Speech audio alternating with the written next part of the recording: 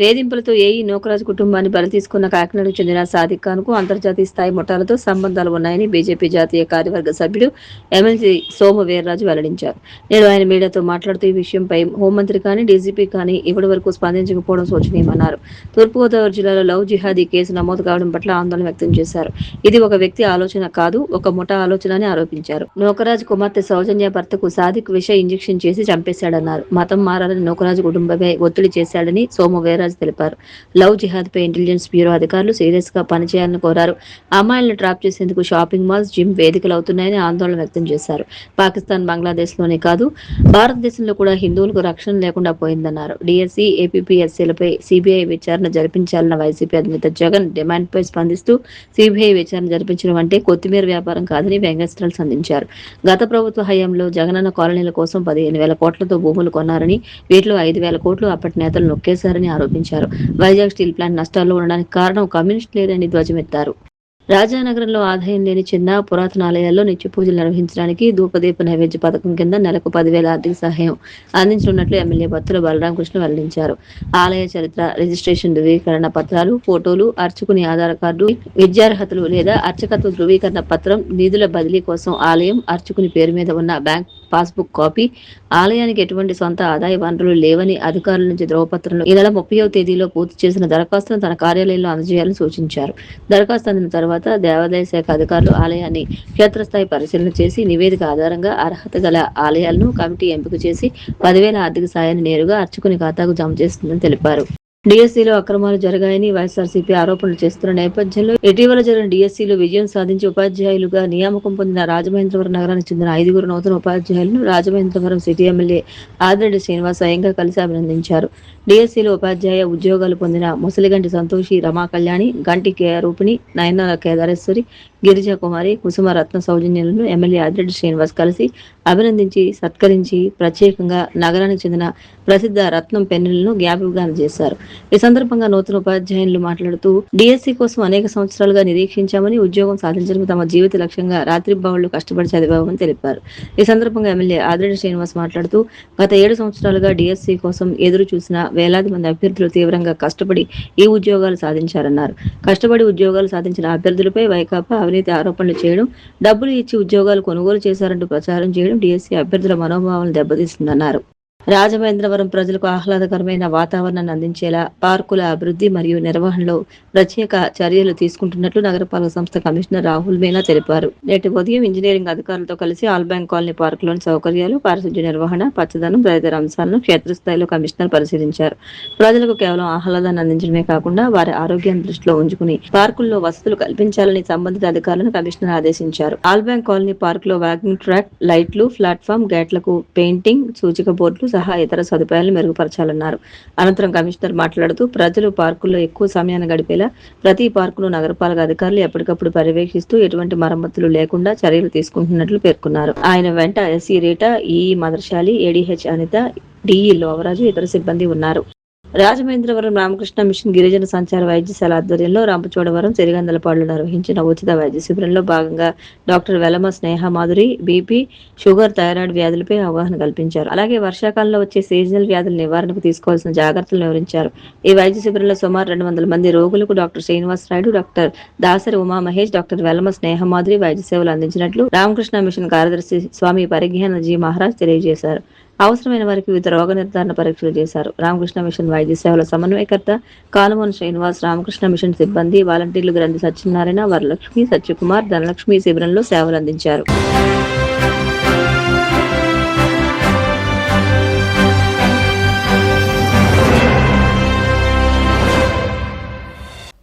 నమస్కారం, మీరు చూస్తున్నది సిసిసి డిజిటల్ 230 న్యూస్ బులెటిన్. ఈనాటి వార్తలకు ముందుగా ముఖ్యాంశాలు. భీమవరంలో ఘనంగా ఉషోదయ హాస్పిటల్స్ నూతన భవనం ప్రారంభోత్సవం. నాణ్యమైన వైద్య సేవలు అందిస్తూ ప్రజల మన్ననలు పొందిన డాక్టర్ హరిచంద్ర ప్రసాద్, డాక్టర్ వెంకట పద్మలను అభినందించిన ప్రజాప్రతినిధులు.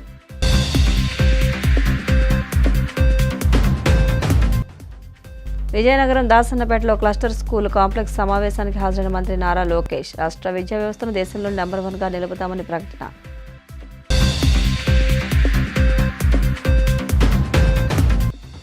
పాలకొల్లు పట్టణంలో 7.35 కోట్లతో పలు అభివృద్ధి పనులకు శంకుస్థాపనలు చేసిన మంత్రి నిమ్మల, నియోజకవర్గ అభివృద్ధి అజెండాగా పనిచేస్తున్నట్లు వెల్లడి. సెప్టెంబర్ 14 నుంచి కాణిపాకం వరసిద్ధి వినాయకుని బ్రహ్మోత్సవాలు. అన్ని శాఖలు సమన్వయంతో పనిచేసి ఉత్సవాలను విజయవంతం చేయాలన్న కలెక్టర్ సుమిత్ కుమార్. పశ్చిమ గోదావరి జిల్లా భీమవరం పట్టణంలో జుడియో షోరూం ప్రక్కన ఉషోదయ హాస్పిటల్స్ నూతన భవనం ప్రారంభోత్సవం ఘనంగా జరిగింది. ఈ సందర్భంగా PAC chairman Bhimavaram MLA Pulaparthi Ramanjaneyulu, కేంద్ర మంత్రి భూపతిరావు శ్రీనివాస్ వర్మ, శాసనమండలి చైర్మన్ కోయే మోషేన్ రాజు, ఎక్సైజ్ శాఖ మంత్రి కొల్లు రవీంద్ర, పాండిచేరి రాష్ట్ర మంత్రి మల్లాడి కృష్ణారావులు ఆసుపత్రిని ప్రారంభించగా వివిధ విభాగాలు Narasapuram MLA Bommidi Nayakar, AP IIC chairman Mantena Ramaraju, Janasena ఉమ్మడి పశ్చిమ గోదావరి జిల్లా అధ్యక్షులు కొటుగలపూడి గోవిందరావు, మాజీ ఎమ్మెల్యే గ్రంథి శ్రీనివాస్, కృష్ణబలజ పూసల కార్పొరేషన్ చైర్మన్ గంటా త్రిమూర్తులు, మాజీ APSRTC regional chairman Mente Parthasarathi, TDP రాష్ట్ర కార్యదర్శి Kolla Nageswararao, Bhimavaram hospitals MD doctor Gadiraju Gopalaraju, జిల్లా జాయింట్ కలెక్టర్ కల్పశ్రీ, అల్లూరి సీతారామరాజు జిల్లా joint collector Tiramani Sri Puja, doctor Cheede Satyanarayana ప్రారంభించారు. ఈ సందర్భంగా వారు మాట్లాడుతూ దశాబ్ద కాలంగా భీమవరం పట్టణంలో ఉషోదయ హాస్పిటల్స్ ద్వారా నాణ్యమైన వైద్య సేవలు అందించి ప్రజల మన్ననలు పొందిన డాక్టర్ హరిచంద్ర ప్రసాద్, డాక్టర్ వెంకట పద్మలు సొంత భవనంలోకి ఆసుపత్రిని మార్చడం అభినందనీయమని అన్నారు. భవిష్యత్తులో మరిన్ని మెరుగైన వైద్య సేవలు అందించాలని ఆకాంక్షించారు. హాస్పిటల్ నిర్వాహకులు doctor Nagidi Harichandra Prasad, MD general medicine consultant physician doctor Venkata Padma, MBBS, DMRD రేడియాలజిస్టులు మాట్లాడుతూ ప్రజలకు మెరుగైన వైద్య సేవలు అందించాలనే ఉద్దేశంతో ఆధునిక సౌకర్యాలతో నూతన భవనాన్ని ఏర్పాటు చేసినట్లు తెలిపారు. వైద్య రంగంలో నాణ్యమైన సేవలను అందిస్తూ ప్రజల ఆరోగ్య పరిరక్షణకు తమ వంతు కృషి చేస్తామని వారు పేర్కొన్నారు.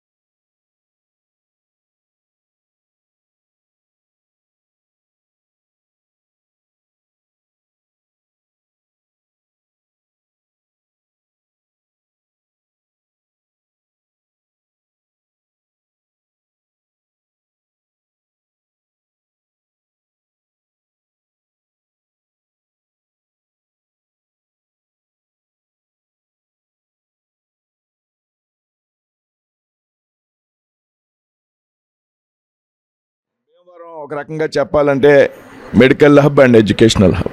రాష్ట్రంలో ఏ ప్రాంతంలో కూడా విద్యా సంస్థలు లేనప్పుడు రాష్ట్రంలోనే విద్యార్థుల యొక్క అవసరాలను తీర్చినటువంటి పట్టణం భీమవరం అనడంలో ఏమాత్రం కూడా అనుమానం లేదు. శ్రీకాకుళం నుంచి తడ వరకు కూడా ఆనాడు డిఎన్ఆర్ విద్యా సంస్థలు విద్యార్థుల యొక్క అవసరాలను తీర్చాయి. తరువాత కాలంలో ఆరోగ్యపరమైనటువంటి అంశాల మీద పెద్ద ఎత్తున అభివృద్ధి చెందినటువంటి ప్రాంతం భీమవరం. ఈ పశ్చిమ గోదావరి జిల్లాలో కాదు, పక్కన ఉన్నటువంటి ఏదైతే తూర్పు గోదావరి జిల్లా ప్రజల యొక్క అవసరాలను, ముఖ్యంగా కోనసీమ ప్రాంతంలో ఉన్నటువంటి ప్రజల యొక్క అవసరాలను తీర్చే విధంగా అత్యాధునికమైనటువంటి అనేక విభాగాల్లో స్పెషలైజేషన్స్ గా ఉన్నటువంటి ఆసుపత్రులు భీమవరంలో ప్రారంభించబడ్డాయి. ఇవాళ భీమవరం చాలా ప్రసిద్ధిగాంచినటువంటి హాస్పిటల్స్ ఉన్న విషయం కూడా మనందరికీ కూడా తెలుసు. గర్వించదగ్గటువంటి హాస్పిటల్స్ కూడా ఈ ప్రాంతంలో ఉన్నాయి. గర్వించదగాల్సినటువంటి వైద్యులు కూడా ఈ ప్రాంతంలో ఉన్నారు. అటువంటి భీమవరంలో ఈ రోజున మరొక హాస్పిటల్ ఏదైతే అర్చంద్ర ప్రసాద్ గారు, వారి శ్రీమతి గారు పద్మ గారు, జనరల్ మెడిసిన్ విభాగంలో అర్చంద్ర ప్రసాద్ గారు, రేడియాలజీ పద్మ గారు, చాలా కష్టపడి మెరిట్ మీద చదువుకున్నటువంటి ఆనాడు విద్యార్థులు, ఈనాడు వైద్యులు. మెరిట్ ఆధారంగా కష్టపడి వారి వృత్తిని ప్రారంభించి వేళ సొంతంగా ఒక హాస్పిటల్ ప్రారంభించేటువంటి స్థాయికి ఎదిగినందుకు వారికి ముందుగా ధన్యవాదాలు తెలియజేస్తూ, విద్యా వైద్యానికి పెద్ద ఎత్తున వేళ ప్రజల యొక్క అవసరాలను తీర్చే విధంగా కేంద్రంలో ఉన్నటువంటి ప్రభుత్వం కానీ, రాష్ట్రంలో ఉన్నటువంటి ప్రభుత్వాలు కానీ పనిచేస్తూ ఉన్నాయి. అనేక లక్షల కోట్ల రూపాయలని దేశంలో, రాష్ట్రంలో ప్రజల యొక్క వైద్యం కోసం ఈవేళ ప్రభుత్వాలు కష్టపడతా ఉన్నాయి. స్పెషలైజేషన్స్ పెరిగారు. ఒక రకంగా వైద్యం ఈవేళ కాస్ట్లీ అయింది. ఎందుకు కాస్ట్లీ అయిందంటే దానికి అనేక రకాలైనటువంటి కారణాలు ఉన్నాయి. మన చిన్నప్పుడు ఏ రోగం వచ్చినా ఒకే డాక్టర్, స్పెషలైజేషన్స్ లేవు. ఇవాళ చిటికినేలుకో డాక్టర్, బొటకనేలుకో డాక్టర్. బతకడానికి ఉన్నటువంటి మనిషి కూడా బతికేటువంటి పరిస్థితి ఇవాళ. అంటే వైద్యంలో పెద్ద ఎత్తున వైద్య శాస్త్రం ముందుకు వెళ్ళింది. ఆ ముందుకు వెళ్ళినటువంటి సందర్భంలో స్పెషలైజేషన్స్ పెరిగారు. పూర్వం ముక్కుకి, చెవికి, గుండెకి, కాలికి కూడా ఒకే డాక్టర్. మా చిన్నప్పుడు కూడా ఏదైతే ఎక్విప్మెంట్ ఉందో, ఆధునిక రకమైనటువంటి పరికరాలు వాడవలసిన పరిస్థితి రావడంలో వాటి ధర చాలా అధికంగా ఉన్నది. కాబట్టి ఈవేళ వైద్యం కొంచెం సామాన్యుడికి భారంగా తయారైన మాట వాస్తవం. ఈ విషయాన్ని గుర్తించినటువంటి ప్రభుత్వాలు, కేంద్ర రాష్ట్ర ప్రభుత్వాలు పెద్ద ఎత్తున ఏదైతే ఆరోగ్యశ్రీ కార్డుల ద్వారా కేంద్రంలో ఉన్నటువంటి ప్రభుత్వం, రాష్ట్రంలో ఉన్నటువంటి ప్రభుత్వం కూడా పెద్ద ఎత్తున ఈవేళ ప్రజలకు భరోసాగా నిలుస్తూ ఉన్నటువంటి విషయంలో ఏమాత్రం కూడా అనుమానం లేదు. వీళ్ళ అనేక మంది కడు పేదరికంలో ఉన్నటువంటి ప్రజలు కూడా అత్యాధునికమైనటువంటి ఆసుపత్రులకు వెళ్ళి వైద్యం చేయించుకునేటువంటి సౌకర్యం ఈనాడు ప్రభుత్వాలు మనందరికీ కూడా కల్పించే అనేటువంటి విషయంలో కూడా ఏమాత్రం అనుమానం లేదు. హాస్పిటల్ ప్రారంభించినటువంటి అర్చంద్ర ప్రసాద్ గారిని, వారి శ్రీమతి పద్మ గారిని కూడా అభినందిస్తూ, మీరంతా ఈ ప్రాంతానికి చెందినటువంటి వారు. నాకు అర్చంద్ర ప్రసాద్ బావగారు ఎవరైతే ఉందో, మన తిరుమాని వెంకటేశ్వర గారు కష్టపడి చదువుకున్నారు. వారి కూతురు కూడా ఐఏఎస్ పూజ సెలెక్ట్ అయింది, మేనగోళ్ళు. అంటే కుటుంబం అంతా విద్యను నమ్ముకున్నారు. దాని కారణంగా మొత్తం కుటుంబంలో ఒక బ్రేక్. ఈ విధంగా కష్టపడి చదువుకున్న మీరు వేళ ఇక్కడ ఆసుపత్రి ప్రారంభించడాన్ని అభినందిస్తూ, వైద్యులు ఉన్నారో అది ఒక సేవా రంగంగా మనం అంతా కూడా భావించాల్సినటువంటి అవసరం ఉన్నది. కాబట్టి ఆ రకంగా ప్రజలకు మీరు అందుబాటులో ఉండాలి, ఆర్థికంగా కూడా స్థిరపడాలని, అదేవిధంగా సేవా దృక్పథం కూడా ఉండాలి. ఈ ప్రాంతంలో నేను ముఖ్యంగా గమనించినటువంటి అంశం కూడా ఈవేళ మీ దృష్టిలో పెడుతూ ఉన్నా. భీమవరం ఆదివారం వైద్యం అందదు. ఆదివారం నాడికి ఎవరన్నా ఎమర్జెన్సీ వస్తే డాక్టర్లు అందుబాటులో ఉండట్లేదు, ఇది వాస్తవం. ఆదివారం నాడికైనా కాని పరిస్థితి, అర్జెన్సీ వస్తే చాలా కష్టం. అంటే డాక్టర్లు వచ్చేలోపు, లేకపోతే మనం ఫోన్ చేయడమో అప్లికేషన్ మీదో, లేకపోతే ఎవరితో పెద్దోళ్ళతో చెప్పించేటనో ఉంటారు చిన్న చిన్న వైద్యులు. ఏదైతే ప్రాథమిక వైద్యం అందించేటువంటి పరిస్థితి ఉంటుంది. కానీ ఎప్పుడైతే వైద్య వృత్తిని అందుకుందామో దానికి విరామం లేదు. రాత్రి అనక పగలనక నిరంతరం కూడా అందుబాటులో ఉండవలసినటువంటి బాధ్యత వైద్యులది. భీమవరం ప్రజల యొక్క అవసరాలను గుర్తించి ఆ కోణంలో ఈ ప్రాంతంలో ఉన్న ప్రజలకు సేవలు అందిస్తారని ఆశిస్తూ, అతి తక్కువ కాలంలోనే ఈ విశ్వోదయ హాస్పిటల్ ఏదైతే ఉన్నదో ఇది ఒక ప్రముఖమైనటువంటి హాస్పిటల్ గా ఈ ప్రాంతంలో విరాజిల్లాలని భగవంతుని కోరుతూ, లోకి వెళ్ళారంటే ఆయన యొక్క ప్రతిభ దీంట్లో కనపడతా ఉంది. వైద్యం అనేది చాలా హెవీ కాంపిటీషన్. అటువంటి సందర్భంలో కూడా ఒక బలహీన వర్గంలో పుట్టినటువంటి హరిశ్చంద్ర ప్రసాద్ గారు వారి యొక్క కుటుంబ నేపథ్యంలో చక్కటి క్రమశిక్షణ కలిగినటువంటి కుటుంబంగా వారు ఉండటం వల్ల అనేక మంది పేద ప్రజలకి సరసమైనటువంటి ఖర్చుతోటి ఈ వైద్యాన్ని అందించడం వల్ల ఈ రోజున ఆయన భీమవరంలో నిలదొక్కోగలిగాడు. వారి యొక్క కుటుంబం భీమవరం నియోజకవర్గంలో ఉన్నటువంటి దొంగపండి గ్రామంలో నాగిడి లక్ష్మణరావు గారి యొక్క సంతానంగా వారు ఉండటం, వారు తండ్రి గారు ఎంతో క్రమశిక్షణతోటి ప్రజాసేవలో గతంలో ఉండేవారు. ఆయన ఏ పేదవాడికి ఏ కష్టం వచ్చినా ఆయన సొంతంగా రాజకీయ నాయకుల దగ్గర రావటం, పని చేయించుకోవటం. అలాంటి సందర్భంలో ఇప్పుడైతే దొంగపండి గ్రామం కొంచెం అభివృద్ధి చెందింది తప్ప, ఆ రోజు నడక మార్గంలో ఉండేటటువంటి ఆ ప్రాంతం నుంచి ఆయన పిల్లల్ని చక్కటి విద్యాబుద్ధులే కాకుండా మంచి క్రమశిక్షణ కలిగినటువంటి కుటుంబంగా ఆ కుటుంబాన్ని పెంచడం జరిగింది. ఈ రోజు కూడా వారు ముత్యాలరావు గారు గాని, గతంలో దివంగత మిత్రుడు శ్రీరామూర్తి గారు గాని, ఈ రోజున హరిశ్చంద్ర ప్రసాద్ గాని, వారి యొక్క మరొక సోదరుడు సారథి గాని చక్కటి పలకరింపుతోటి అందరి యొక్క మన్ననలో పొందినటువంటి కుటుంబంగా ఆ కుటుంబం ఉండటం జరిగింది. వారి మేనగోళ్ళు కూడా మొన్ననే ఐఏఎస్ గా అయ్యారంటే గనక వారి విద్య పట్ల, సమాజం పట్ల కమిట్మెంట్ కలిగినటువంటి కుటుంబంగా ఉన్నారు కనుక భగవంతుడు పెద్దల యొక్క, భీమవరం పెద్దల యొక్క ఆశీస్సులతోటి ఈ యొక్క హాస్పిటల్ ని ప్రారంభించుకుని దినదినాభివృద్ధి చెందాలని చెప్పి భీమవరం ప్రాంతంలో ఉండేటటువంటి అనేక మంది అట్టడుగు వర్గాల వారికి చక్కటి సేవ చేయాలని చెప్పి భీమవరం పట్టణం కూడా ఒక విద్యా హబ్ గా, హాస్పిటల్స్ కలిగినటువంటి మంచి కార్పొరేట్ వైద్యం కలిగినటువంటి హాస్పిటల్ గా మరి అభివృద్ధి చెందాలని చెప్పి సందర్భంగా నేను కోరుకుంటున్నాను. దాదాపు 15 సంవత్సరాల నుంచి భీమవరంలో అందరూ కూడా సుపరిచితులు, చాలా సామాన్యమైనటువంటి వారు కూడా వైద్య సేవలు అందించాలనే ఒక సత్సంకల్పం కలిగినటువంటి కుటుంబం నుంచి వచ్చినటువంటి హరిశ్చంద్ర ప్రసాద్ గారికి ముఖ్యంగా ఈ రోజు ఇక్కడ ఈ హాస్పిటల్ ని 50 బెడెడ్ హాస్పిటల్ తో అత్యంత అధునాతనమైనటువంటి ఏర్పాట్లతో ఐసీయూ గానీ, ఆపరేషన్ థియేటర్ కూడా, లేజర్ ట్రీట్మెంట్ గానీ ఇవన్నీ కూడా లాప్రోస్కోపీ కూడా చేసి ఏర్పాటు చేయడం జరిగింది. మనస్ఫూర్తిగా ఇది అందరికి కూడా ఉపయోగం, చాలా అవసరం కూడా. వారికి మరింత చేస్తున్నటువంటి సేవకి ఆ భగవంతుడు తప్పకుండా మంచి అల్ట్రాసౌండ్ స్కానింగ్ గానీ, రేడియాలజీ గానీ, గైనిక్ గానీ 24/7 ఇక్కడ అన్ని సర్వీసెస్ కూడా వారు కూడా ఇక్కడే ఉండి హాస్పిటల్లోనే పైన రెసిడెన్స్ కూడా ఏర్పాటు చేసుకుని ఇక్కడే ఉండి సర్వీస్ చేయాలనే సత్సంకల్పంతో వారు ఇక్కడ ఉండడం చాలా ఆనందం. వారిని మనస్ఫూర్తిగా అభినందిస్తూ, ఎందుకంటే ఇవాళ రాష్ట్ర ప్రభుత్వం, గౌరవ ముఖ్యమంత్రి చంద్రబాబు నాయుడు గారు కూడా ఎన్టీఆర్ వైద్య సేవల ద్వారా కొన్ని వేల ఉచితంగా వైద్య సహాయాలు అందిస్తున్నాం. అయినప్పటికీ కూడా ఇంకా చాలా అవసరాలు ఉన్నాయి. మరి అవసరాలు తగ్గట్టుగా మరి హాస్పిటల్స్లో మరి రాబోయే కాలంలో ఎన్టీఆర్ వైద్య ట్రస్ట్ కూడా డెఫినెట్గా ఇది వైద్య సేవల్లో తీసుకునే అవకాశం ఉంది. దానికి కూడా తప్పకుండా మా పూర్తి సహాయ సహకారాలు ఉంటాయని కూడా ఈ సందర్భంగా తెలియజేస్తా ఉన్నాను. అలాగే ఈ ప్రభుత్వం వైద్యానికి ఎక్కువ డబ్బులు ఖర్చు పెడుతున్నాం.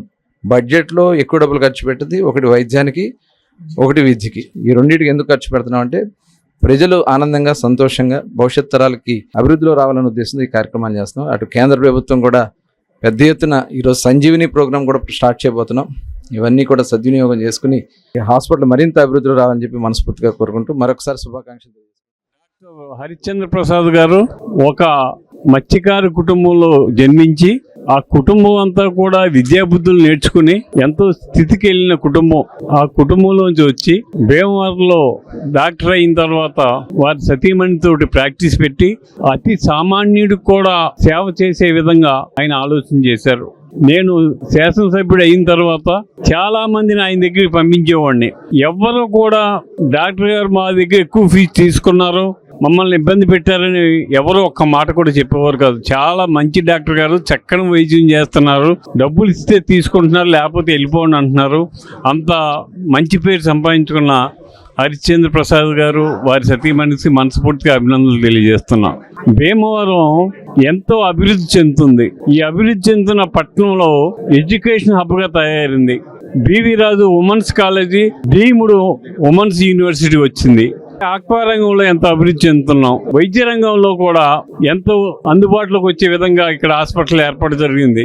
ఈ హాస్పిటల్కి అజ్యం పోసిన డాక్టర్ గోపాలరాజు గారు భీమవరం హాస్పిటల్స్ అనేది విశాలమైన ప్రాంతంలో పెట్టి మన ప్రాంతానికి ఒక సెంటర్ అయ్యింది ఆయన ఆ రోజుని హాస్పిటల్ పెట్టడం వల్ల. దాంతో ఈ రోజు భీమవరంలో ఎన్నో హాస్పిటల్స్ వచ్చినాయి. ఈ చుట్టుపక్కల వారు, ఇతర జిల్లాల వారు ఇక్కడికి వచ్చి వైద్యం చేయించుకునే అవకాశం కలిగింది. నాణ్యమైన వైద్యం చేసి పేదలందరికీ అందుబాటులో ఉండే విధంగా డాక్టర్ గారిని కోరుకుంటూ నుంచి ఈ హాస్పిటల్ వృత్తిలో వీరు అనేకమైన సేవలు అందిస్తూ ఉన్నారు. దినదినాలకి ఇంకా అభివృద్ధి చెందుతూ ఉన్నారు. రాబోయే రోజుల్లో ఓన్లీ ఏదో మనం హాస్పిటల్ ఆదాయం కోసం అనేది కాకుండా కొంత పేద ప్రజలకి దృష్టిలో పెట్టుకుని హాస్పిటల్లో నడుపుతూ ఉండాలి. ఆ విధంగా నడపాలి. భగవంతుడు వాళ్ళని ఇంకా ముందుకెళ్లేలాగా ఆశీర్వదిస్తారని చెప్పేసి మనస్ఫూర్తిగా కోరుకుంటున్నాను. హరిశ్చంద్ర ప్రసాద్ గారు ఏదైతే ఒక మారుమూల గ్రామం నుంచి వచ్చి ఒక డాక్టర్ గా ఆయన ఉన్నత శిఖరాలకు అధిరోగిస్తూ దాదాపు 15 సంవత్సరాల నుంచి భీమవరం ఉషోద హాస్పిటల్ ద్వారా మరి ఇక్కడ ఉన్న ప్రజానీకానికి ఒక నరసాపురం ప్రాంత ప్రజలకే కాకుండా చుట్టుపక్కల ప్రాంత ప్రజలందరికీ కూడా ఒక మంచి వైద్యాన్ని డబ్బులు కూడా తీసుకోకుండా మరి ఆయన హాస్పిటల్ గా ప్రజలందరికీ కూడా అందుబాటులో ఉంటున్నారు. హాస్పిటల్ గానే ప్రతి ఒక్కరికి కూడా ఆయన గానీ ఆయన కుటుంబం గానీ మరి ముత్యాలరావు గారు గానీ గతంలో మరి శ్రీరామూర్తి గారు వాళ్ళ బ్రదర్ ఆయన గానీ పార్థసారథి గారు గానీ నిరంతరం కూడా ప్రజలకు అందుబాటులో ఉండే విధంగా కూడా వారి కుటుంబం అంతా ఉంది. మనస్ఫూర్తిగా మరి డాక్టర్ గారిని వారి కుటుంబాన్ని అభినందిస్తూ హాస్పిటల్ ద్వారా ఒక నరసాపురం ప్రజలకే కాకుండా చుట్టుపక్కల ప్రజలందరికీ కూడా ఒక మంచి వైద్యాన్ని అందించే విధంగా కూడా మరి హాస్పిటల్ కూడా ఒక మంచి ఉన్నత స్థాయిలో ఒక గౌరవాన్ని తెచ్చే విధంగా కూడా ఉండాలని చెప్పి నేను మనస్ఫూర్తిగా కోరుకుంటూ హరిచంద్ర ప్రసాద్ గారు మాకు చిన్నప్పటి నుంచి కూడా వారి కుటుంబం అంతా కూడా వారి సోదరులు కానీ వారందరూ కూడా ఎంతో సన్నిహితంగా ఉండేవారు. ఆయన ఎంతో కష్టపడి ఈ రోజు చదువుకుని తదుపరి వెంటనే గోపాలరాజు గారు హాస్పిటల్ లో ప్రారంభించి ఆయన ఓన్ బిల్డింగ్ కట్టుకుని చేయడం చాలా సంతోషకరం. సతీమణి కూడా మల్లాడి వారి ఫ్యామిలీ నుంచి వచ్చినటువంటి ఆవిడి డాక్టర్ గారు కానీ ఇద్దరు కూడా రాబోయే రోజుల్లో పేద ప్రజలకు ఎంతో సహాయ సహకారాలు అందిస్తున్నారు. ఇంకా ఎన్నో సహాయ సహకారాలు అందించాలని చెప్పి మనసవాచా కోరుకుంటూ రాబోయే రోజుల్లో దినదినాభివృద్ధి చెంది ప్రజలందరికీ సేవలు చేయాలని చెప్పి ఆ భగవంతుని యొక్క ఆశీస్సులు వారి కుటుంబానికి ఉండాలని చెప్పి మనసవాచా.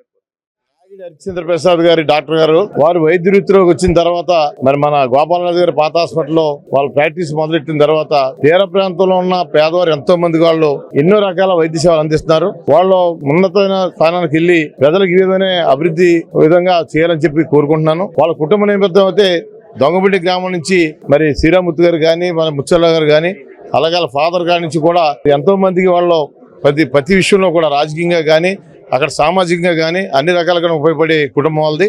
మరి అటువంటి కుటుంబం నుంచి వచ్చిన మరి నాయుడు హరిచంద్ర ప్రసాద్ గారు భీమవరం నియోజకవర్గంలో వైద్య వృత్తిలో అందరికి కూడా పేదవారికి చాలా చక్కటి వైద్యం అందిస్తున్నారు. అయినా డబ్బులు ఇస్తామా ఇవ్వకపోవడం అనేది కాకుండా ఎవరినైనా పేషెంట్ ఆపదలో ఉన్న పేషెంట్ పంపితే అన్ని వైద్యం చేసే వ్యక్తి వాళ్ళ దంపతులు ఇద్దరు వాళ్ళందరికీ కూడా మరి శుభాకాంక్షలు తెలియజేస్తూ వాళ్ళ సేవలు ప్రజలకి మరిన్ని కావాలని చెప్పి 45 సంవత్సరాలుగా నేను వాళ్ళతో సంబంధాలు ఉన్నాయి. ఎందుకంటే అక్కడ 45 సంవత్సరాల కింద చెరువులు తవ్వడం వల్ల వాళ్ళ ఫ్యామిలీ మా ఫ్యామిలీ బాగా అన్యోన్యంగా జరగడం జరిగింది. వాళ్ళకి అక్కడ నిజంగా చెప్పాలంటే ఆ ఏరియాలో మంచినీళ్ళు తాగుతాం, మంచినీళ్ళు లేవు, రోడ్డు లేదు.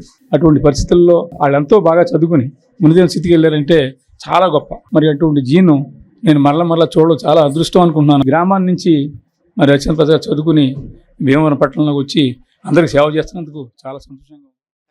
అన్నగారు లేకపోయినా కష్టపడి చదివించుకుని వాళ్ళు కష్టపడి ఈ స్టేజ్కి వచ్చినందుకు వారికి అందరికీ ధన్యవాదాలు తెలియపరుస్తున్నాం. డాక్టర్ గారి మిసెస్కి ఈ ప్రాంతానికి అందరికీ సేవ చేస్తున్నారు. మరి ఎంతో మంచిగా వారు చేస్తున్న దానికి అభినందిస్తూ ఇద్దరు కూడా నా హాస్పిటల్లో 10 సంవత్సరాలు వర్క్ చేశారు. చాలా మంచి పేరు సంపాదించుకుని ఫ్యామిలీ కూడా చాలా క్రమ పద్ధతితోటి ఉండి అంచేత ఏంటంటే ఇంకా భవిష్యత్తులో ఇంకా వృద్ధి చెందాలని అందరికీ సేవ చేయాలని కోరుకుంటున్నాను. ఉషోదయ హాస్పిటల్ నూతన బిల్డింగ్ లోకి మారుతున్న సందర్భంగా ఈ రోజు ఫంక్షన్ ఏర్పాటు చేయడం జరిగింది. దీనికి మన ఎమ్మెల్యే గారు ముఖ్య అతిథిగా, అదేవిధంగా శ్రీనివాసవరం గారు, మిగిలిన ఎమ్మెల్యేలు గాని మిగిలిన నాయకులు గాని అందరూ దీనికి హాజరవడం జరిగింది. ఈ రోజు నుంచి కూడా మంచి అన్ని అత్యుత్తమ పరికరాలతో అత్యుత్తమ సౌకర్యాలతో ఉషోదయ హాస్పిటల్ ఇంకా మెరుగైన సేవలు అందించడానికే మేము ముందుకు వస్తున్నాం. దీనికి అందరి మద్దతు కావాలని కూడా మేము ఈ రోజు కోరుకుంటున్నాం. ఆంధ్రకేసరి టంగుటూరి ప్రకాశం పంతులు జీవితం దేశభక్తికి నిదర్శనమని కేంద్ర మంత్రి భూపతిరాజ్ శ్రీనివాస్ వర్మ అన్నారు. టంగుటూరి విగ్రహ నిర్మాణ కమిటీ శ్రీ విజ్ఞాన వేదిక ఆధ్వర్యంలో పశ్చిమ గోదావరి జిల్లా భీమవరం ప్రకాశం చౌక్లోని టంగుటూరి ప్రకాశం పంతులు విగ్రహం వద్ద టంగుటూరి ప్రకాశం పంతులు 154వ జయంతి కార్యక్రమాన్ని ఘనంగా నిర్వహించారు. ముఖ్య అతిథిగా విచ్చేసిన కేంద్ర మంత్రి శ్రీనివాస్ వర్మ మాట్లాడుతూ ఆంధ్రకేసరి టంగుటూరి తన జీవితాన్ని ప్రజాసేవకే అంకితం చేశారని, స్వాతంత్రోద్యమంలో ప్రకాశం పంతులు ఉద్యమం ఒక ప్రత్యేకమైనదని, భీమవరంలో ప్రకాశం పంతులకు ఎంతో సంబంధం ఉన్నాయన్నారు. రాష్ట్ర public accounts committee chairman MLA Pulaparthi Ramanjaneyulu మాట్లాడుతూ తెలుగువారి తెగువకు నిలవెత్తు నిదర్శనం ఆంధ్రకేసరి టంగుటూరి ప్రకాశం పంతులు అని అన్నారు. భీమవరం ప్రకాశ్ చౌక్ సెంటర్లో టంగుటూరి ప్రకాశం పంతులు విగ్రహాన్ని నెలకొల్పడం మహా అద్భుతమని అన్నారు. కార్యక్రమ నిర్వాహకులు చెరుగువాడ రంగసాయి, కంతేటి వెంకటరాజు మాట్లాడుతూ భీమవరం ప్రకాశ్ చౌక్లో ఎంతో మంది దాతల సహకారంతో ఈ విగ్రహాన్ని ప్రతిష్ఠ చేశామని అన్నారు. అనంతరం విగ్రహ శిల్పి కరుణాకర్ ఒడయార్, దాతలు అడబాల రామకృష్ణ, బబిలిశెట్టి కనకరాజులతో పాటు పలువురిని సత్కరించారు.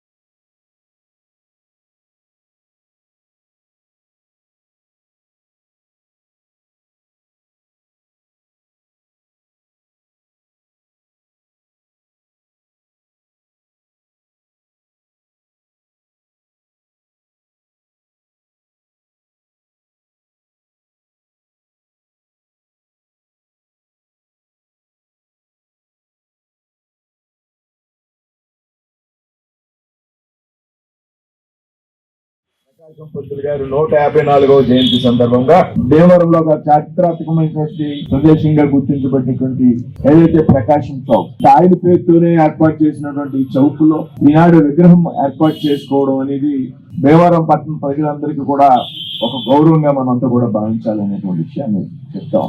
ఎందుకంటే చాలా ఆలస్యమైంది. ఇప్పటికే ప్రకాశం చౌక్ గా పిలువబడేటువంటి ఈ చౌక్ లో టంగుటూరి ప్రకాశం గారి విగ్రహం లేకపోవడం అనేది ఒక పెద్ద వెలితిగా మనందరికీ కూడా అనిపించింది. ఆయన పేరు పెట్టాం కానీ ఆయన విగ్రహం పెట్టుకోవడానికి ఎందుకో చాలా ఆలస్యమైంది. ఏదైనప్పటికీ చాలా కాలం తర్వాత ఇవాళ ఇక్కడ ఆయన విగ్రహాన్ని పెట్టుకోవడం అనేది మనందరికీ కూడా గర్వించాల్సినటువంటి విషయం అనేటువంటి విషయాన్ని ఈ సందర్భంగా చెప్తాం. చాలా మంది సమరయోధుల యొక్క జీవితాన్ని మనంతా కూడా ఆదర్శంగా తీసుకోవాల్సినటువంటి అవసరం ఉంది. స్వాతంత్రానంతరం చాలా మంది సమరయోధులు ఆనాడు దేశం కోసం త్యాగాలు చేసినప్పటికీ కూడా కొంతమందికి రావాల్సినటువంటి ప్రాచుర్యం కన్నా ఎక్కువ ప్రాచుర్యం వచ్చింది. మరి కొంతమందికి రావాల్సినటువంటి గుర్తింపు కన్నా చాలా తక్కువ గుర్తింపు వచ్చింది. మనం చదువుకునేటువంటి చరిత్ర పుస్తకాల్లో వాస్తవాలు చెప్పబడలేదు ఆనాడు అనేటువంటి విషయాన్ని ఈ సందర్భంగా మనంతా కూడా గమనించాం. అందుకనే కేంద్రంలో నరేంద్ర మోడీ గారి ప్రభుత్వం అధికారంలోకి వచ్చాక స్వాతంత్రం వచ్చి 70 సంవత్సరాలు పూర్తయినటువంటి సందర్భంలో గుర్తింపుకు నోచుకోకుండా ఉన్నటువంటి సమరయోధులు ఉన్నారు.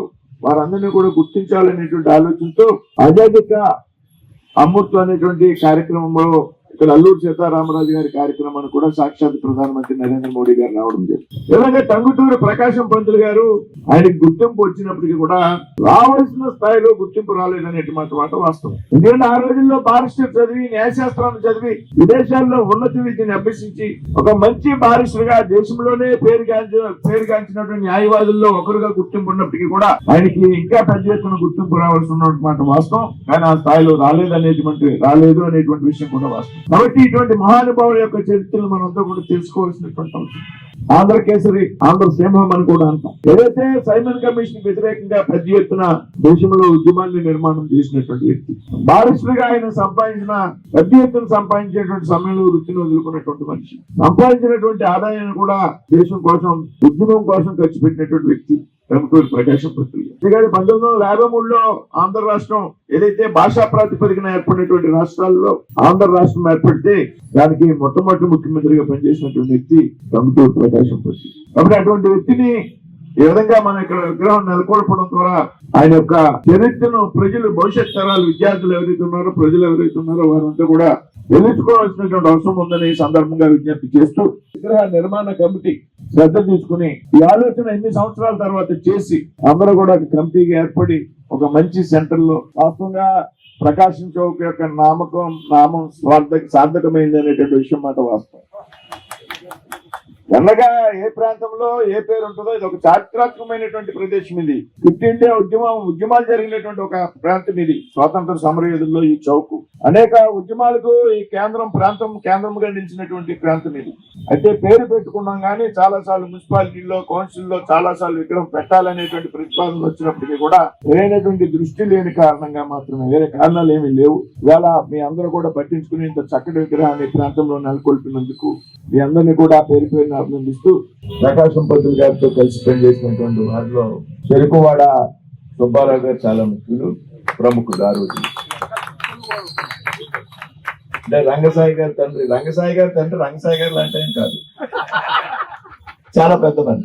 రంగసాయి మరి ఈ విధంగా అనేక కార్యక్రమాలు, అదేవిధంగా వెంకటరామ గారు, రంగసాయి గారు అన్నయ్య గారు, ఆయన కూడా పెద్ద ఆయన అయ్యారు. చాలా కార్యక్రమాలు, ఇటువంటి కార్యక్రమాలు చేయడం ద్వారా ఆ రోజుల్లో సర్దార్ దండారాయణ రాజు గారు, దండుబొమ్మ గారు, మా తాతగారు, కూడా తాతమ్మ అని ఒక ఆయన ఉండేవారు, తాతమ్మ గారు, వీళ్ళందరూ కూడా ఆ రోజుల్లో కలిసి పనిచేసినటువంటి వ్యక్తులు. వారందరినీ కూడా ఈ సందర్భంగా మనం ఎన్నో సంవత్సరాల నుంచి నేను 2009లో శాసనసభ్యుడు అయిన వాడిని ఈ టంగుటూరి ప్రకాశం గారి విగ్రహం పెట్టాలి అని ఈ కమిటీ వారు, ముఖ్యంగా రంగసాయి గారు, వెంకటరాజు గారు, వీళ్ళందరూ కూడా నాతో కలిసి ప్రయత్నం చేయడం జరిగింది.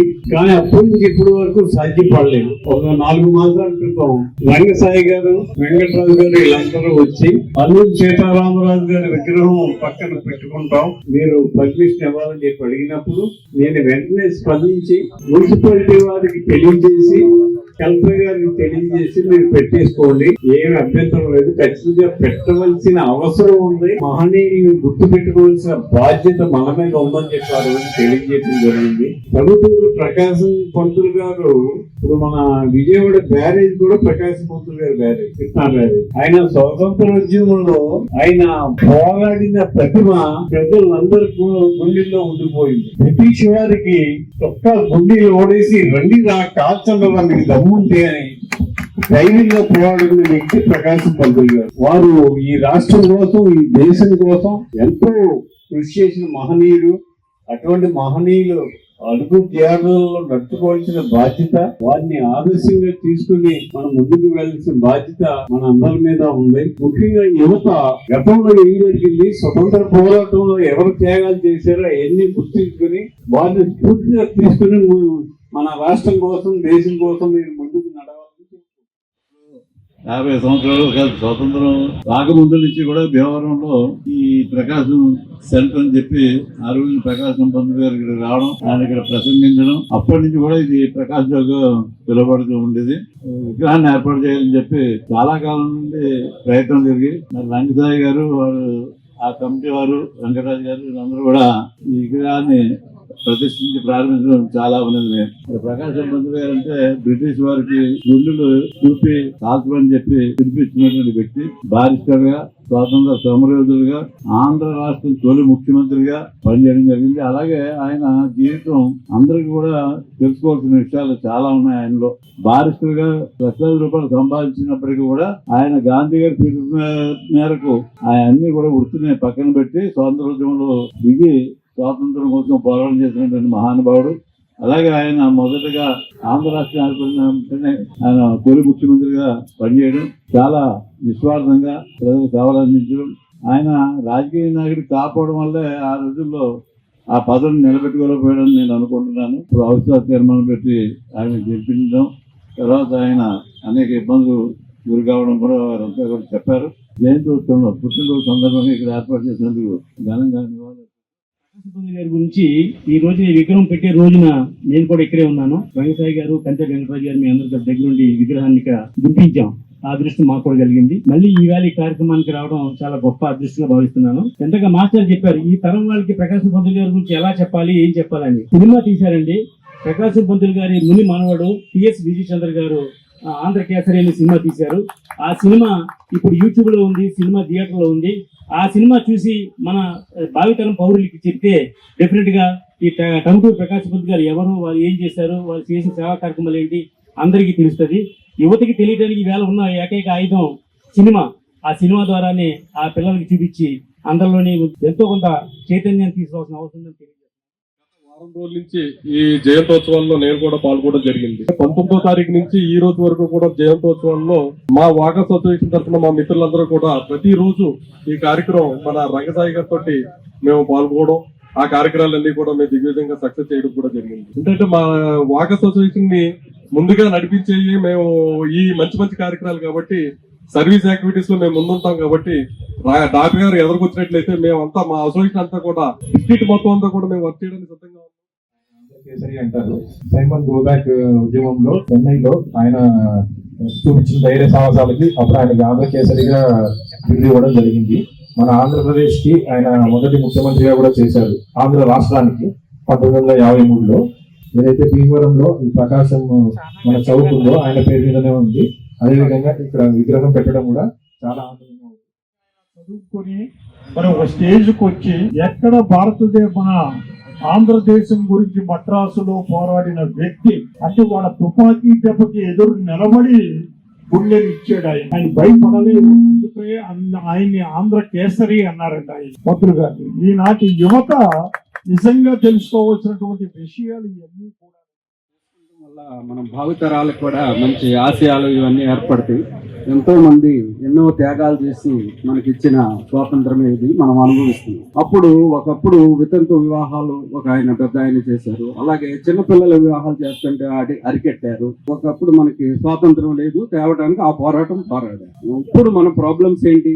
నెంబర్ 1 ట్రాఫిక్, నెంబర్ 2 కులమత భేదాలు, నెంబర్ 3 అంతా లంచగొండితనం. వీటి మీద ఇప్పుడు జనం, అలాగే గంజాయి పిల్లలు, గంజాయికి డ్రగ్ అడిక్ట్, వీటి మీద ప్రజెంట్ జనరేషన్ పెద్దలు పిల్లలు కూడా వీటి మీద పోరాడి వీటి మీద స్వాతంత్రం సాధించాలని నాకు ఒక అనుభవం కలిగింది. అది నా ఉద్దేశం. అటువంటి వారిని పూర్తిగా తీసుకొని మన యువత ముఖ్యంగా ఈ రోజుల్లో ఇంకా ముందుకెళ్లాలని మనస్ఫూర్తిగా కోరుకుంటున్నాను.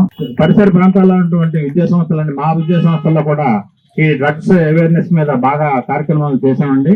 ఆ విధంగా మేము చాలా చేస్తున్నాం. డాక్టర్ గారు కూడా దయించి, ఆయన చాలా బిజీ షెడ్యూల్ అయినట్టు కూడా కనీసం వారానికి ఒక షెడ్యూల్ అన్న మీరు పాల్గొని రంగసాయి గారి ఆధ్వర్యంలో చాలా కార్యక్రమాలు చేశాం. సో రీసెంట్ గా మళ్ళీ స్వర్ణాంధ్ర కాలేజీలో మన అడిషనల్ ఎస్పీ గారిని తీసుకెళ్లి దాని మీద అవేర్నెస్ ప్రోగ్రామ్ కూడా కండక్ట్ చేయడానికి మేము రెడీ అవుతున్నామండి. దాతలతో కూడా అని సంప్రదించి దాతల కోసం స్వచ్ఛందంగా ముందుకు వచ్చి మేము చేస్తాం ఆయన విగ్రహం ఏర్పాటు కోసం అని చెప్పి ముందుకు వచ్చి దాతల సహకారాలతో విగ్రహం ఏర్పాటు చేయడం జరిగింది. అటువంటి మహనీయులు మన తొలి ఆంధ్ర రాష్ట్ర ముఖ్యమంత్రి అయినటువంటి శ్రీ ఆంధ్ర కేసరి కంగుటూరి ప్రకాశం పంతులు గారి యొక్క ఈ విగ్రహ ఆవిష్కరణ కార్యక్రమంలో కానివ్వండి, జయంతోత్సవంలో కార్యక్రమంలో కానివ్వండి నేను పాల్గొన్నందుకు చాలా అదృష్టంగా. ఎందుకంటే అటువంటి నాయకులు ఉండటం వల్ల నేటి భారత యువత అందరికీ కొంత ఆదర్శంగా ఉండటం కోసం రంగసాయి గారు మేము మొదటి నుంచి ఎమ్మెల్యే గారు ఇప్పుడే తెలియజేశారు. ఇది పోరాటం 17 సంవత్సరాలు సుమారు పోరాటం. అప్పట్లో ఎమ్మెల్యే అంజిబాబు గారు ఎస్ అన్నారు, అలా కొంచెం ఇబ్బందుల వల్ల లేట్ అయింది. ఎప్పుడు అవ్వాలో అప్పుడే ఆయన చేతుల మీద అవటం అదృష్టంగా భావిస్తున్నాం. దీనికి దాతలందరూ కూడా దాతల సహకారంతో రంగసాయి గారు మేమందరూ దాతల సహకారంతో చేశాం. ఈ దాతలందరికీ కూడా మరొకసారి వారికి పాదాభివందనాలు. బాంబు కేసుకు సంబంధించినటువంటి విషయాన్ని ప్రస్తావిస్తూ ఆనాడు బ్రిటిష్ యొక్క దమనకాండకి వ్యతిరేకంగా పోరాటం చేస్తున్నటువంటి స్వతంత్ర సమరయోధులందరినీ కూడా అరెస్ట్ చేస్తే మరి నల్లకోటు వదిలేసినటువంటి కంగుటూరి ప్రకాశం పంతులు గారు వారి కోసం వాదించారు మద్రాస్ హైకోర్టులో. ఆ వాదించినటువంటి 9 మందిలో మరి భూపతిరాజు బాపిరాజు గారు ఉన్నారు. వారి యొక్క మనవడు ఈ రోజు వచ్చి శ్రీనివాసవరం గారు ఆ విగ్రహ ఆవిష్కరణలోనే కాకుండా పుస్తక ఆవిష్కరణలో కూడా పాల్గొనడం అంటే అది చాలా గొప్ప విజయం, అచీవ్మెంట్. అంటే తెలియకుండా వారు పాల్గొన్న కార్యక్రమం కూడా విజయవంతం అవడం చాలా అభినందన. భీమవరంతో చాలా అనుబంధం ఉంది. 1936లో భీమవరం వచ్చినప్పుడు విశాఖపట్నం గ్రామంలో మా తండ్రి గారు వారి బృందం అంతా కూడా సత్కరించడం జరిగింది. ప్రకాశం పంతులు గారు ఈ ప్రాంతాల్లో 7 సార్లు వచ్చారని చరిత్ర మనకు చెప్తోంది. అటువంటి మహనీయుని చరిత్ర గురించి తెలుసుకుని ఇక్కడ విగ్రహాన్ని పెట్టాలని చెప్పేసి ఒక 24 సంవత్సరాలుగా మా అన్నయ్య చెరుగువాడ వెంకటరామయ్య గారు నేను కలిసి ఈ నాంది ప్రస్తావన చేశాం. ఈ ఉద్యమంలో భాగంగా ఇక్కడ 1992లో క్విట్ ఇండియా ఉద్యమం జరిగినప్పుడు, క్విట్ ఇండియా 50 ఏళ్ల పండుగ చేసినప్పుడు ఇక్కడ కలిగిన విజయనరసింహరాజు గారు, పుట్టుమక్కల రామచంద్రరాజు గారు వీళ్ళంతా కలిసి ఇక్కడ స్తూపం కట్టారు. ఆ స్తూపం కట్టినప్పుడు మా బ్రదర్ వెంకటరామయ్య నేను కలిసి ఏమంటే ప్రకాశం గారు విగ్రహం కూడా చేయాలని చెప్తే తప్పకుండా చేద్దాం ఉన్నారు. వాళ్ళు కనుమరుగు అయిపోయారు. అక్కడి నుంచి కూడా ఇలా సాగుతూ వచ్చాను మేము. మరి అప్పుడు సుబ్రహ్మణ్యం గారు, బట్టుకోటి శ్రీనివాస్ గారు, నందమూరి రాజేష్ గారు, కంటేరు వెంకటరాజు గారు ఇలా ప్రతినిధులంతా కూడా ప్రతిరోజు నా వెంట ఉండి గుండుపూడి బ్రాహ్మణ సమాఖ్య అందరూ కూడా ఎన్నెండి వెనకాల ఉండి ఈ కార్యక్రమాన్ని దిగ్విజయం చేశారు. ఈ సందర్భంగా 154 జయంతి ఇచ్చేసిన అందరికీ కూడా పేరున మా కమిటీ తరఫున ధన్యవాదాలు. రాష్ట్ర విద్యా వ్యవస్థలో సంస్కరణల శకం పూర్తయిందని, ఇకపై 100% ఫలితాలు సాధించడమే అందరికీ లక్ష్యం కావాలని మంత్రి నారా లోకేష్ స్పష్టం చేశారు. విజయనగరం దాసన్నపేటలోని జిల్లా పరిషత్ బాలికోన్నత పాఠశాలలో జరిగిన క్లస్టర్ స్కూల్ కాంప్లెక్స్ సమావేశంలో ఆయన పాల్గొన్నారు. ఈ సందర్భంగా రాష్ట్ర వ్యాప్తంగా ఉపాధ్యాయులతో వీడియో కాన్ఫరెన్స్ ద్వారా మాట్లాడారు. ప్రజాప్రభుత్వం చేపట్టిన సంస్కరణలు పూర్తయ్యాయని, ఇప్పుడు పూర్తిగా అభ్యసన ఫలితాలపైనే దృష్టి సారించాలని ఉపాధ్యాయులకు దిశానిర్దేశం చేశారు. చాలామంది నన్ను అడిగారు, విద్యాశాఖ మంత్రిగా ఈ శాఖ ఎందుకు తీసుకున్నారు, ప్రత్యేకంగా విద్యాశాఖ పైన ఎందుకు మీకు ఇంత ప్రేమ అని చాలామంది అడిగారు. సమాజంలో ఏ మార్పు అయితే మనం ఆశిస్తున్నామో అది సాధించాలంటే అది విద్య ద్వారానే సాధించగలుగుతామని నేను బలంగా నమ్మే వ్యక్తిని. నేను పాదయాత్ర చేసినప్పుడు ప్రత్యేకంగా కర్నూలు జిల్లాలో నేను చూసా, వలసలుగా పిల్లలు వెళ్తాం, చదువు కోసం వేరే దగ్గరికి వెళ్తాం, ఇన్ఫ్రాస్ట్రక్చర్ లేక ఇబ్బంది పడతాం, ఉపాధ్యాయుల కొరత వల్ల ఇబ్బంది పడతాం.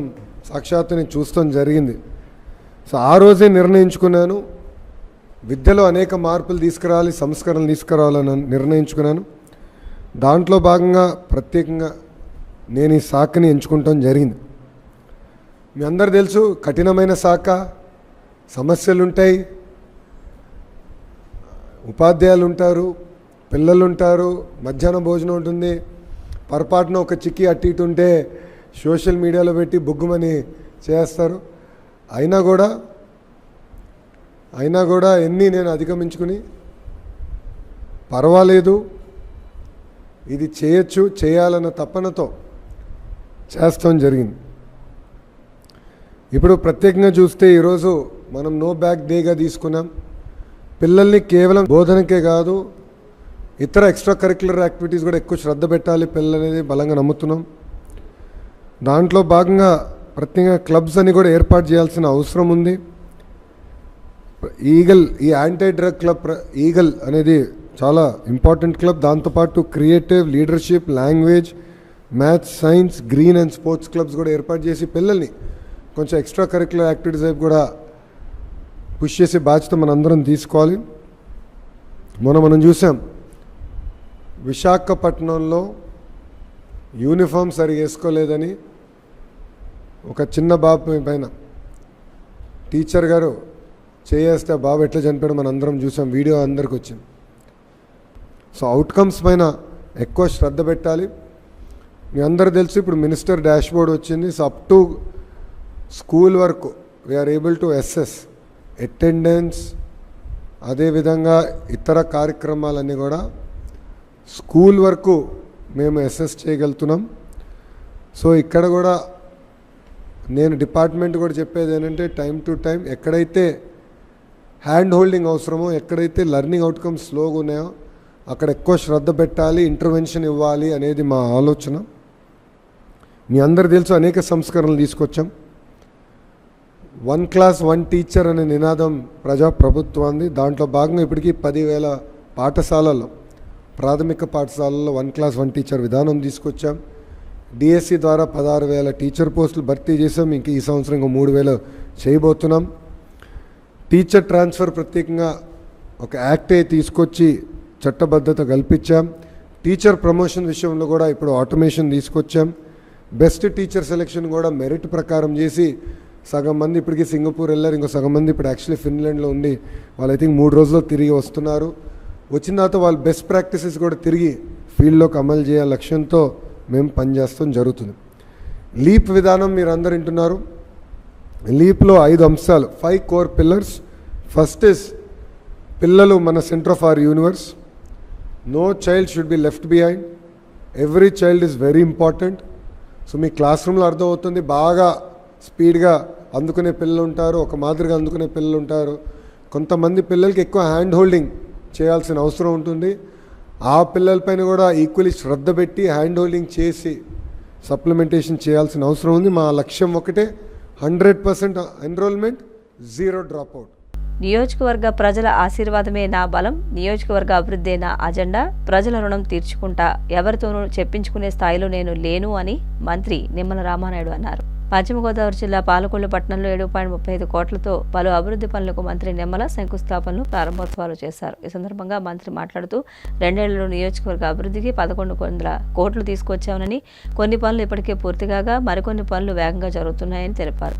ప్రభుత్వ ఆసుపత్రి గురించి మాట్లాడే అర్హత గొడ్డలి పార్టీ నాయకులకు లేదని, గత 5 ఏళ్ల పాలనలో పట్టించుకోలేదని, ఇప్పుడు చేస్తున్న అభివృద్ధిపై విమర్శలు చేయడం మానాలని సూచించారు. ఈ కార్యక్రమంలో ఆసుపత్రి superintendent doctor Erra Madhuri, municipal commissioner D Kiran Kumar, public health DE Vijay, Thota Narayanarao, irrigation DE Venkata Narayana తదితరులు పాల్గొన్నారు. మన పాలకొల్లు నియోజకవర్గం అభివృద్ధిలో ఆదర్శంగా ఉండాలి, అగ్రగామిగా ఉండాలి అనేటువంటి ఆలోచనతో ఆ రోజు 14-19లో మనం పనులు చేసుకుంటే వెళ్ళాం. 19లో ప్రభుత్వం మారిన తర్వాత ధ్వంసం ఆంధ్రప్రదేశ్ రాష్ట్రం అంతా, అందులో భాగం మన పాలకులు కూడా ఆ రోజు విధ్వంసం 5 సంవత్సరాల వాళ్ళ పాలనలో మనం చూసాం. అరాచకం తప్ప అభివృద్ధి ఎక్కడ కూడా కనిపించినటువంటి పరిస్థితి మచ్చుకైనా మనం 5 ఏళ్లలో మనం చూడాల. ప్రజల ఆశీర్వాదంతో 2024లో అధికారంలోకి వచ్చాం. పాలకొల్లు నియోజకవర్గంలో కూడా ఎప్పుడు లేని విధంగా హ్యాట్రిక్ 3వసారి 70,000 మెజారిటీతో పాలకొల్లులో కూటమి ప్రభుత్వాన్ని ఆశీర్వదిస్తూ ఇక్కడ ఎమ్మెల్యేగా కూడా నన్ను గెలిపించినటువంటి పరిస్థితి కూడా మీరందరూ కూడా చూశారు. అది నాలో మరింత బాధ్యతను పెంచింది. నాలో ఇంకా అభివృద్ధి చేయాలనేటువంటి పట్టుదలను పెంచింది. ఈ యొక్క ప్రజల రుణం తీర్చుకోవాలనేటువంటి భావన మరింత పెరిగింది. అందుకే ఆ కసితో, ఆ పట్టుదలతోటే ఈ 2 ఏళ్లలో సెలవు అనేది లేకుండా, ఆదివారం అనేది లేకుండా, అర్ధరాత్రి అవుతుందనేటువంటి ఇబ్బంది లేకుండా, ఒకవైపు ఇరిగేషన్ మినిస్టర్గా బాధ్యతలు స్వీకరిస్తూ ఈరోజు కూడా ఉదయం ముఖ్యమంత్రి గారి దగ్గర 8:30కి వెలిగొండ 250 కోట్ల రూపాయల పంపిణీ కార్యక్రమాన్ని, రాత్రి 1 గంటకి వెళ్ళి ఉదయం 8:30కి సీఎం గారితో కార్యక్రమం పాల్గొని మళ్ళీ మధ్యాహ్నం వచ్చి అభివృద్ధి కార్యక్రమాలు. అంటే ఇట్లా ప్రతిరోజు ప్రతి గంట కష్టపడుతూ ఉన్నాం. అటు ఇన్ఛార్జి మంత్రిగా 2 జిల్లాలు చూసుకుంటూ కానీ ఇట్లా పార్టీ వ్యవహారాలు, అదేవిధంగా మన నియోజకవర్గంలో ఈ ఒక్కరోజే 7,34,00,000 రూపాయలు పనులకి ఈరోజు శంకుస్థాపనలు కానీ అదేవిధంగా ప్రారంభోత్సవాలు కానీ జరిగినటువంటి పరిస్థితి. అంటే ఈ రకంగా పనిచేసేటువంటి ప్రభుత్వానికి, పనికి రానిటువంటి ప్రభుత్వానికి, పనిచేసేటువంటి నాయకత్వానికి, పనికి రానిటువంటి నాయకత్వానికి ఉన్నటువంటి తేడా ఏంటనేది మనకి స్పష్టంగా అర్థమవుతున్నటువంటి పరిస్థితి. అందులో భాగంగానే ఈరోజు మన హాస్పిటల్ ఉంది. ఈ హాస్పిటల్ గురించి మాట్లాడడానికి ఎవరికి కూడా, ఏ ప్రతిపక్షానికి కూడా అర్హత లేదు. ఎందుకు ఈ మాట చెప్తూ ఉన్నానంటే, ఇది 30 పడకల ఆసుపత్రి. గతంలో మీ అందరికీ తెలుసు.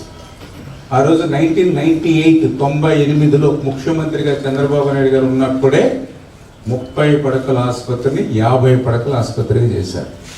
మళ్ళీ 98 తర్వాత మళ్ళీ 14-19లో ముఖ్యమంత్రిగా చంద్రబాబు నాయుడు గారు ఉన్నప్పుడు మాత్రమే ఆ 50 పడకల ఆసుపత్రిని 100 పడకల ఆసుపత్రిగా చేశారు.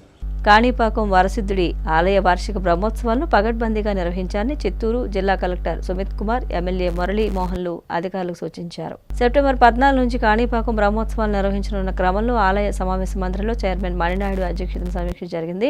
ఈ సందర్భంగా కలెక్టర్, ఎమ్మెల్యే మాట్లాడుతూ భక్తులందరూ స్వామిని సంతృప్తిగా దర్శించుకునేలా ఏర్పాట్లు చేయాలన్నారు. ప్రతి 10 నిమిషాలకు ఒకటి చిత్తూరు నుంచి, ప్రతి అర్ధగంటకు ఒక బస్సు కాణిపాకం వచ్చేలా చూడాలన్నారు. భక్తుల భద్రత కోసం 100 సీసీ కెమెరాలను అమర్చాలన్నారు. అన్ని శాఖలు సమన్వయంతో పనిచేసి ఉత్సవాలను విజయవంతం చేయాలన్నారు. మనమందరూ కలిసి చర్చ చేశాము. గత సంవత్సరం ఏం చేశాము, గత సంవత్సరం చేసిన ఏర్పాట్లో ఏమేమి గ్యాప్స్ ఉన్నాయి, అవి ఎట్లా ఇంప్రూవ్ చేసుకోవచ్చు, అరేంజ్మెంట్స్ ఎట్లా పెంచుకోవచ్చు, ఎమర్జెన్సీ అరేంజ్మెంట్స్ ఏమి ఉండాలి, ఎలక్ట్రిసిటీ డిపార్ట్మెంట్ ఏం చేయాలి, పంచాయతీరాజ్ ఏం చేయాలి, R&D ఏం చేయాలి, రకరకాలుగా చర్చ చేయడం జరిగింది. చర్చ చేసినప్పుడు ఫ్యూచర్ కోసం ఒక వచ్చే 10 సంవత్సరాల వరకు కూడా ఇప్పటి నుంచి కొన్ని ఏర్పాటు చేయగలిగితే, అంటే ఒక ఫైర్ టెండర్ కొనడం, స్ట్రీట్ లైట్స్ పెట్టడం, కొన్ని డ్రింకింగ్ వాటర్ కోసం పర్మనెంట్గా 5-6 చోట వాటర్ కూలర్ పెట్టడం, CCTV కెమెరా కొనడం, చాలా చర్చ చేయడం జరిగింది. సో ఈ సందర్భంగా 3 మీటింగ్స్ ఉంటాయి. ఈరోజు ఫస్ట్ మీటింగ్ చేయడం జరిగింది. తర్వాత సెప్టెంబర్ 1st వీక్లో 2వ తారీఖు ఇంకొక మీటింగ్ ఉంటుంది. ఒక కోఆర్డినేషన్ మీటింగ్ కూడా important departments, police, revenue, electricity department, fire వాళ్ళు కూడా చేస్తారు. So safety is the first priority. భక్తులకి సేఫ్టీ ఉండాలి, ప్లస్ క్యూ లైన్ సరిగా మేనేజ్ అవ్వాలి, స్టంపెడ్ లేకుండా, ఏం జరగకుండా, ఏం చిన్న ఇబ్బంది లేకుండా బ్రహ్మోత్సవం సరిగా నడిపించాలి. అదే మన ఫస్ట్ ప్రయారిటీ. సేఫ్టీ తర్వాత భక్తులకి సరైన అరేంజ్మెంట్స్ ఏర్పాటు చేయడం, వాళ్ళకి మౌలిక సదుపాయం, ఫెసిలిటీస్ ఇవ్వడం, అది మన సెకండ్ ప్రయారిటీ. దేవస్థానం యొక్క పాలక మండలి అధికారులు వివిధ విభాగాధిపతులతో సమీక్షా సమావేశం నిర్వహించడం జరిగింది. ఈ సమీక్షకి ఈ టెంపుల్కు మాత్రమే ఉన్నటువంటి ప్రాధాన్యత దృష్ట్యా ఉభయదారుల సంఘం అధ్యక్షురాలు కూడా హాజరు కావడం జరిగింది. ఈ సమావేశంలో బ్రహ్మోత్సవాల నిర్వహణ విషయంలో ఏ రకమైనటువంటి లోటుపాట్లు ఉండకూడదన్నది మొదటి అంశంగా చర్చించడం జరిగింది. వచ్చిన ప్రతి భక్తుడికి సంతృప్తికరమైనటువంటి దర్శనం కల్పించడం, సౌకర్యవంతమైనటువంటి సౌకర్యం కల్పించడం, ఆకలితో వెనక్కి పంపకుండా వారికి అవసరమైనటువంటి అన్నపానీయములన్నీ కూడా కల్పించి పంపించడం అనేది ప్రధానంగా చర్చించడం జరిగింది. కాణిపాకం దేవస్థానానికి వచ్చిన తర్వాతనే కాకుండా కాణిపాకం ప్రెమిసెస్లోకి భక్తుడు వచ్చినప్పటి నుంచి తిరిగి కాణిపాకం ప్రెమిసెస్ దాటేంత వరకు కూడా వారి యొక్క రక్షణకు సంబంధించి కానీ వారి భద్రతకు సంబంధించి కానీ ఏ రకమైనటువంటి లోటుపాట్లు ఉండకూడదు అన్నటువంటి అంశం మీద నిర్దిష్టమైనటువంటి ఆదేశాలను గౌరవ ఎస్పీ గారి ద్వారా సంబంధిత శాఖ కూడా ఇవ్వడం జరిగింది. దానికి అవసరమైనటువంటి సీసీ కెమెరాల ఏర్పాటుకు సంబంధించి కానీ రోడ్ల నిర్వహణకు సంబంధించి కానీ విద్యుత్ సౌకర్యాలు కల్పించడం కానీ ఏదైనా చీకటిగా ఉన్నటువంటి ప్రాంతాల్లో కొత్తగా విద్యుత్ పోల్లు ఏర్పాటు చేసి లైటింగ్ ఫెసిలిటీ కల్పించడం కానీ వీటన్నిటి మీద కూడా ఏ రకమైనటువంటి లోపాలు లేకుండా అన్ని చర్యలు తీసుకోవాలని గౌరవ కలెక్టర్ గారు సంబంధిత అధికారులందరినీ కూడా ఆదేశించడం జరిగింది. ఈ సమావేశంలో వివిధ విభాగాలకు సంబంధించినటువంటి అధిపతులు ఎవరైతే ఉన్నారో వారందరూ కూడా కాణిపాకం దేవస్థానానికి సంబంధించినటువంటి ఈవోతో మరొకసారి కూడా చర్చించి సెప్టెంబర్ 2వ తారీఖున మరొకసారి ఈరోజు చర్చించిన అంశాలపైన వాళ్ళ ప్రిపరేషన్ నోట్ని తీసుకురమ్మని చెప్పి కూడా ఆదేశించడం జరిగింది. ఆ ప్రిపరేషన్ నోట్ను కూడా మళ్ళీ ఒకసారి సమీక్షించి ఆ ప్రిపరేషన్ నోట్లో ఉన్నటువంటి అంశాల్లో కూడా ఏదైనా లోటుపాట్లు ఉన్నాయా, అదనంగా చేర్చాల్సినటువంటి విషయాలు ఉన్నాయా అన్నటువంటి విషయాలన్నీ చర్చించిన తర్వాత ఆ సమావేశం తర్వాత కూడా మళ్ళీ ఒక పాలక మండలి సమావేశాన్ని కూడా ఏర్పాటు చేసి ఎక్కడా కూడా కాణిపాకంకి వచ్చే భక్తులకి అసౌకర్యం ఉండకూడదు, అసంతృప్తి ఉండకూడదు అనేది. వార్తలు ముగించే ముందు ముఖ్యాంశాలు మరొకసారి. భీమవరంలో ఘనంగా ఉషోదయ హాస్పిటల్స్ నూతన భవనం ప్రారంభోత్సవం. నాణ్యమైన వైద్య సేవలు అందిస్తూ ప్రజల మన్ననలు పొందిన డాక్టర్ హరిచంద్ర ప్రసాద్, డాక్టర్ వెంకట పద్మలను అభినందించిన ప్రజాప్రతినిధులు.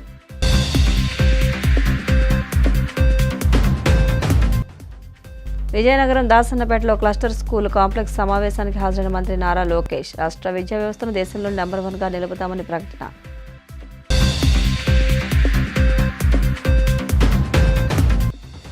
పాలకొల్లు పట్టణంలో 7.35 కోట్లతో పలు అభివృద్ధి పనులకు శంకుస్థాపనలు చేసిన మంత్రి నిమ్మల నియోజకవర్గ అభివృద్ధి అజెండాగా పనిచేస్తున్నట్లు వెల్లడి.